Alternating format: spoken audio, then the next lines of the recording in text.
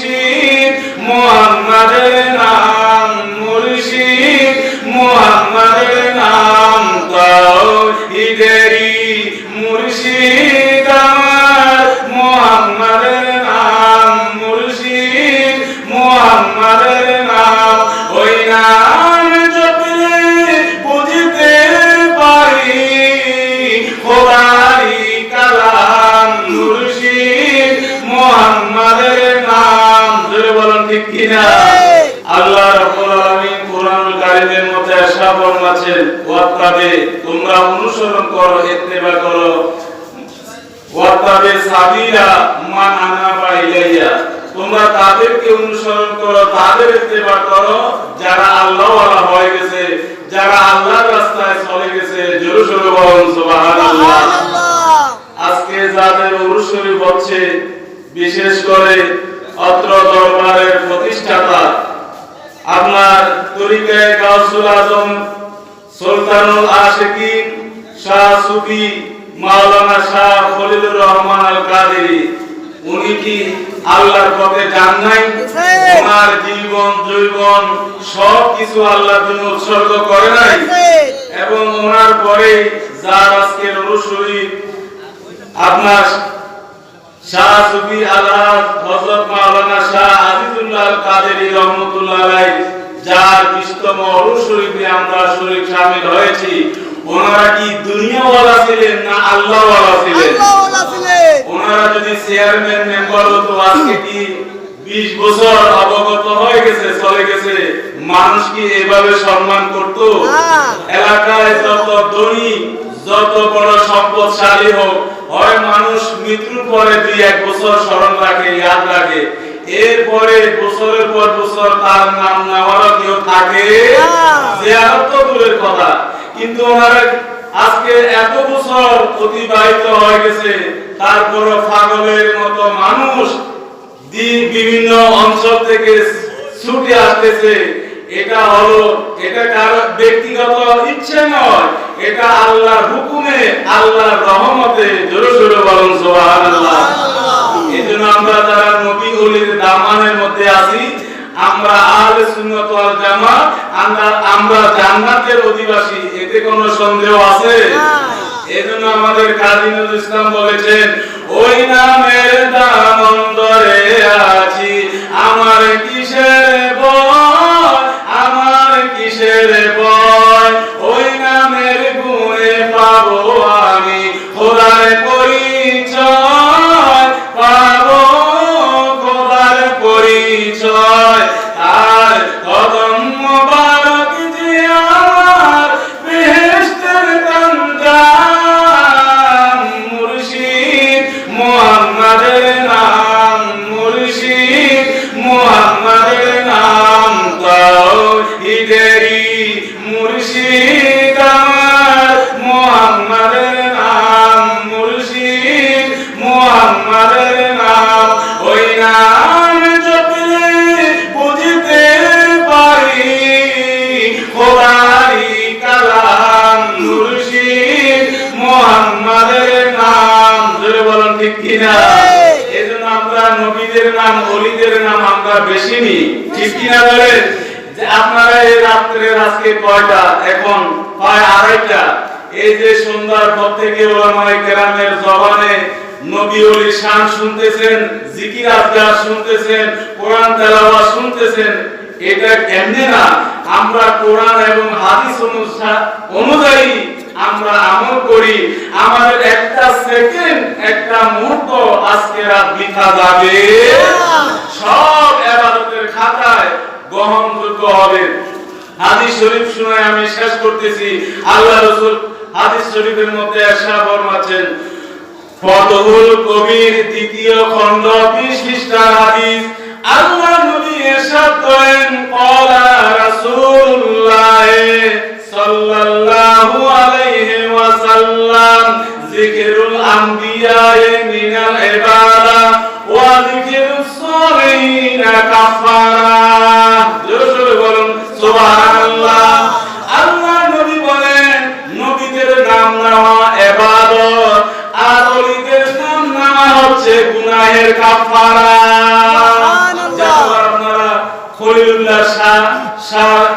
রহমাতুল্লাহ আলাইহির নাম নেবেন, গুনাহ আপনাদের আমলনামা থেকে কেটে দেওয়া হবে।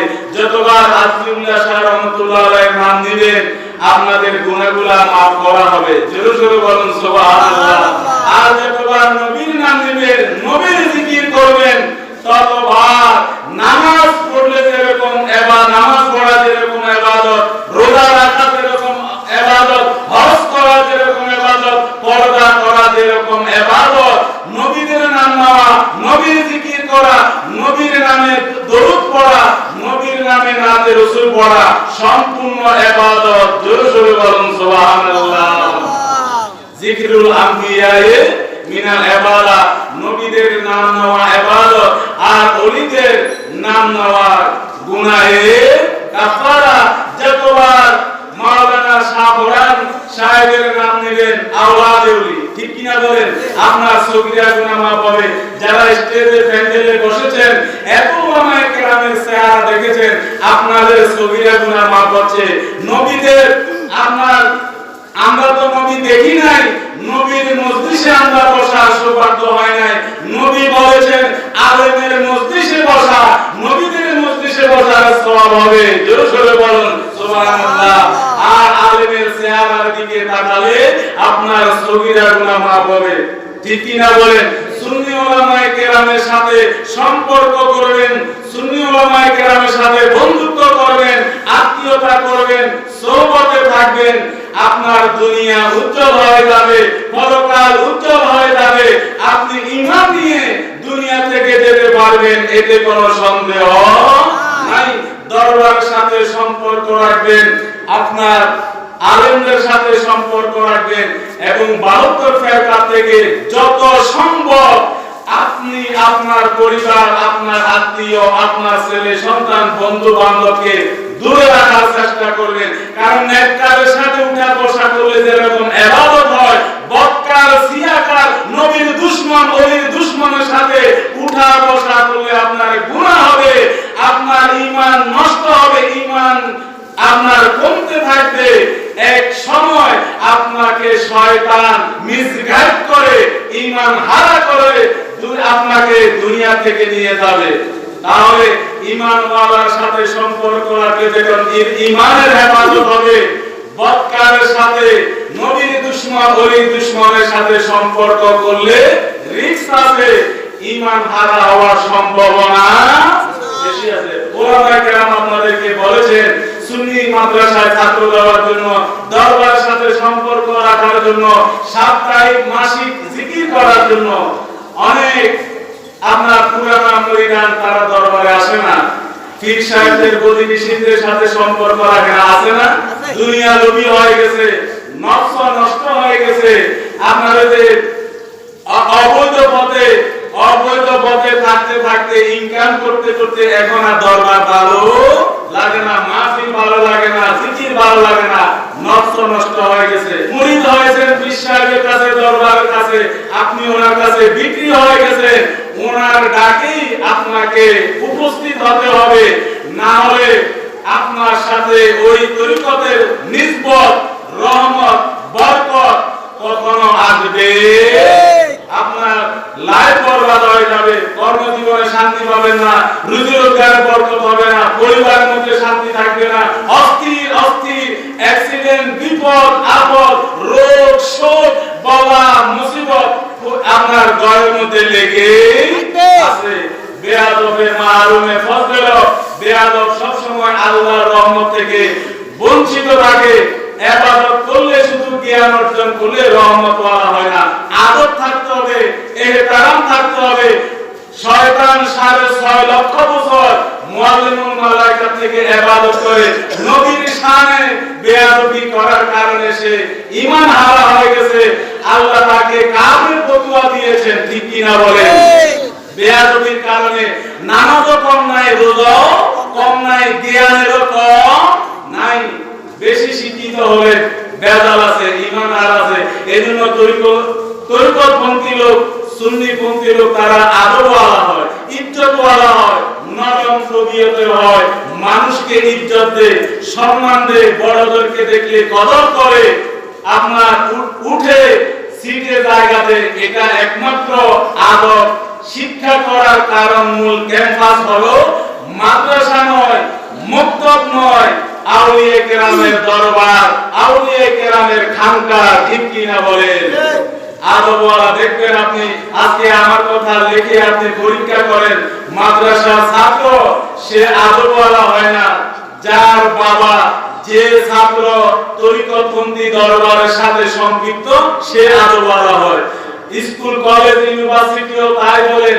আর দরবারের সাথে সম্পৃক্ত নাই, কোন পীরের সাথে সম্পৃক্ত নাই, কোন আলেমের সাথে সম্পৃক্ত নাই, কিরকম কিরকম চলাফেরা ঠিক নাই, পরিবার ঠিক নাই, আদব কায়দা নাই, আপনার কোন কাজই তার ডিসিপ্লিন পাওয়া যায় না। আমার ভাইরা, এজন্য আমার সাবধান, আমি লম্বা আলোচনায় গেলাম না। আমাদের পরে কর্মসূচি জিকির আজকার হবে, দরবার শরীফের কর্মসূচিটা আমরা শ্রদ্ধা করা দরকার, দরবারের প্রতি আদব রাখা দরকার। এজন্য আমি যে কোরআন কারীমের আয়াত আপনারা তেলাওয়াত করেছি, আল্লাহ পাক কোরআনে বলেছেন ওয়াত্তাবে সাবিলা মান আনাবা ইলাইয়া, তোমরা ওই সমস্ত মানুষের ইত্তেবা করো যারা আল্লাহর পথে চলে গেছে, যারা ইহদিনাস সিরাতাল মুস্তাকিম পথে চলে গেছে, যারা আল্লাহ ওয়ালা হয়ে গেছে। যেমন আজিজুল্লাহ শাহ রহমাতুল্লাহ আলাইহি, খলিলুল্লাহ শাহ রহমাতুল্লাহ আলাইহি, ওনাদের পথ আল্লাহর পথ, ওনাদের পথ জান্নাতের পথ। দ্বিতীয় আর কোন পথ আর কোন জায়গা নাই। আল্লাহ পাক সবাইকে বুঝার তৌফিক দান করুক, সকলে বলি আমিন। রহমত কুন্নাদারে বরহানে দারম ইয়া রাসূলুল্লাহ, ইয়া রাসূলুল্লাহ বড় করে বলতে পারবেন না? আমার মুরব্বি বড় একটু বলবেন যে রহমত কুন্নাদারে বরহানে দারম ইয়া রাসূলুল্লাহ, আরেকটু বলেন না ইয়া রাসূলুল্লাহ। এটা হচ্ছে ঈমানি স্লোগান। खुदा के फज़ल से हम पर साया, गाँव से आदम का, गाँव से आदम बोलते पारबेन ना? खुदा के फज़ल से हम पर साया, गाँव से आदम, हमें दोनों जहां में सारा, गाँव से आदम का।